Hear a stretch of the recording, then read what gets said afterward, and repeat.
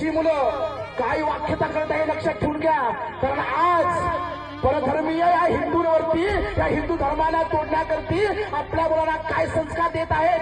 त्यांच्या सुद्धा तेच रक्त आहे आणि आमच्या सुद्धा तेच रक्त आहे. फक्त आमचं रक्त बहुतेक छत्रपती शिवरायांचं आहे, त्यांचं रक्त कुठल्या कुत्र्याचं आहे ते आम्हाला माहित नाही. पण त्यांची विचारधारा काय माहितीये का?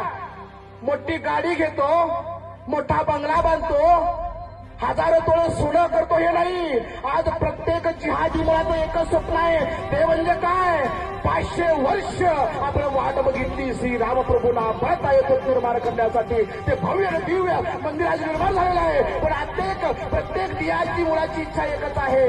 ऐका आणि रीड बघा, राम मंदिर एक दिन मीही तोडूंगा, ही विचारधारा आज त्यांची आहे. आणि माझ्या भावाची इच्छा काय आहे? सकाळचे 100 रुपये खिशात घातलो, दिवसाला 4 गुटखे खाल्लो, संध्याकाळी मोबाईल हातात घेतलो, 1 तास मोबाईलमध्ये रील बघितलो आणि झोपलो. एक दिवस भावा त्या झोपेत कधी दियादी येईल आणि कधी तुझा गळा कापून जाईल हे आपल्याला समजणार सुद्धा. भावानो, सूक्ष्मपणे विचार करायची गरज आहे.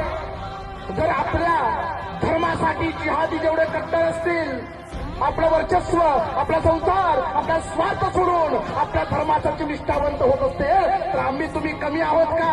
का आपल्यामध्ये रक्त उसळत नाही का? का आपल्या मनगटामध्ये बळ नाही का? फक्त आपल्या स्वार्थासाठी आणि ह्या पोटासाठीच फक्त जगायचं आहे का? नाही.